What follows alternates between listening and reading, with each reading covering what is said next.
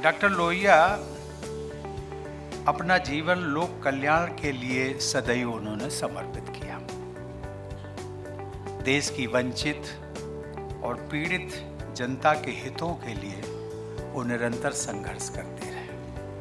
No single adjective or set of adjectives can adequately describe Ram Manohar Lohia.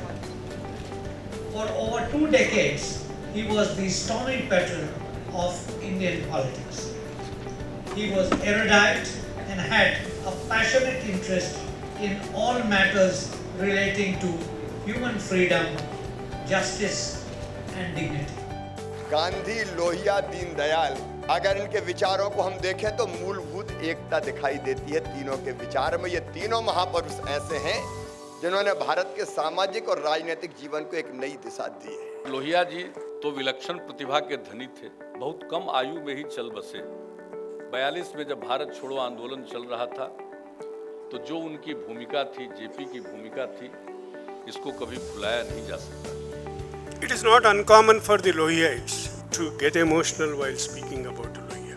With utmost humility that I have accepted this task of delivering this brief speech in memory of Dr. Lohia. It can only be with utmost humility that one could possibly make an approach to one of the makers of modern India. मैं कह सकता हूं कि 20वीं शताब्दी में doctor Ram Manohar Lohia एक ऐसे व्यक्तित्व रहे हैं जिन्होंने कि भारत के राजनीति को ही एक दिशा देने का काम नहीं किया है, बल्कि भारत की राष्ट्र नीति को भी एक दिशा देने का काम किया है। इस रूप में मैं डॉक्टर राम मनोहर लोहिया को देखता हूं। गांधी जी ने जो आखिरी बात कही जिसको लोहिया ने पकड़ा, गांधी जी ने कहा था कि मनुष्य द्वारा मनुष्य का शोषण ये मूल कर्तव्य है। मनुष्य द्वारा मनुष्य का शोषण अगर होता है, आप उसका विरोध करिए, उसकी मुखालफत करिए और जरूरत हो तो रेसिस्ट करिए।